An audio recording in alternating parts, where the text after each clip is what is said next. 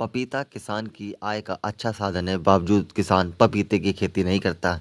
इसका कारण ये है कि किसान को पूरी तरीके से पपीते की खेती के बारे में जानकारी नहीं हो पाती है, जिससे किसान पपीते की खेती न करके अन्य फसलों की खेती करता है। हालांकि इन फसलों की खेती कैसी की जाए और पपीता क्या लाभदायक है, इसकी जानकारी देते हुए विशेषज्ञ ने बताया कि इसकी खेती किस तरह से करें और पपीता कितना लाभकारी है।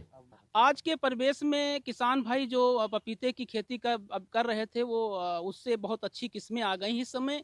गाइनो डेलिशियस जो वैरायटी हैं, गाइनो जिसमें नर और मादा दोनों फूल पाए जाते हैं, वो किस्म इस समय अधिक प्रचलित हैं। इसमें प्रमुख रूप से जो रेड लेडी किस्म है वो बहुत अच्छी होती है, इसका उत्पादन भी बहुत अच्छा होता है, किसान इससे अधिक लाभ उठा सकते हैं। ऐसे तो और भी तमाम गाइनो डायोसियस किस्में हैं, जिसमें से प्रमुख रूप से जो पूसा डेलिशियस है, पूसा मैजेस्टी है, ये किस्म भी अच्छी होती हैं और एक पौधे से 70 से 80 किलोग्राम पपीता इन किस्मों से प्राप्त हो जाता है और ये पोषक मान में भी बहुत अच्छी मानी जाती हैं।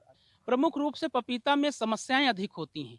सबसे पहली समस्या ये होती है कि अफलन होना। अगर अच्छी किस्म का चयन किसान नहीं करता है तो फसल पूरी चौपट हो जाती है। दूसरा कि आज जो जल भराव की स्थिति है वो पपीता को नुकसान करती है। अगर पपीता बरसात हो गई और सही तरीके से किसानों ने प्रबंध नहीं किया है अपने बागों का, तो जल भराव से पूरी फसल चौपट हो जाएगी। तीसरा, इसमें दो प्रमुख बीमारियां लगती हैं, एक नर्सरी में लगती है और दूसरी बीमारी जब फल पकने लगते हैं उस समय लगती है। नर्सरी के जो बीमारी है, जिसको कालर राट के नाम से जानते हैं, उस बीमारी का अगर सफल प्रबंधन कर लिया जाए तो किसान इससे अच्छा लाभ कमा सकते हैं। और जो दूसरी बीमारी हमारी फलों में सड़न की लगती है, जिसको एंथ्रेक्नोज बीमारी कहते हैं, इसमें जो वाटरी सॉक्ड स्पॉट बन जाते हैं और पपीते की गुणवत्ता पूरी खत्म हो जाती है। तो इन दोनों बीमारियों के लिए प्रबंधन के लिए अगर हम सही तरीके से नर्सरी का प्रबंधन कर लें तो कारल राट के लिए हमें इस समय नर्सरी का समय है।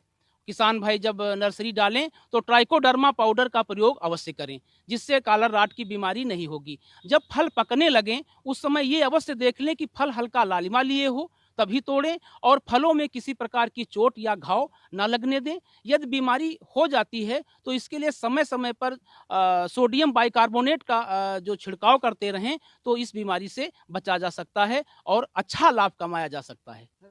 दूसरा, जैसे कि इस समय वैश्विक महामारी कोविड चल रही है, इसके लिए इसकी पत्तियों का जूस अधिक लाभकारी है। जो पत्तियां हैं वो पीस ली जाएं और 5 ग्राम पत्तियों को जो है 100 ml पानी में घोल बना करके यदि इसका सेवन किया जाए तो कोविड जैसी गंभीर बीमारियों से भी बचा जा सकता है। ऐसे में ये करना चाहिए कि किसानों को खास करके जो अच्छी किस्में हैं रेड लेडी का प्रयोग करना चाहिए और पौधों से पौधों की दूरी 8 फीट से कम ना हो और जब पौधों का रोपण करें तो 2.5 से 3 फीट की मेड़ बना करके उनके ऊपर पौधों की रोपाई करें, तो जो ये बीमारी लग जाती है पपीते में जड़ सड़न की, ये बीमारी नहीं लगेगी और पूरी फसल जो है उनकी बच जाएगी। दूसरा, जो इसमें वायरस मोज़ेक की बीमारी लगती है, इसके लिए भी समय समय पर देखते रहें, जैसे ही पत्तियां रंग बदलना शुरू करें, क्योंकि ये बीमारी एक सफ़ेद मक्खी के द्वारा प्रसारित होती है।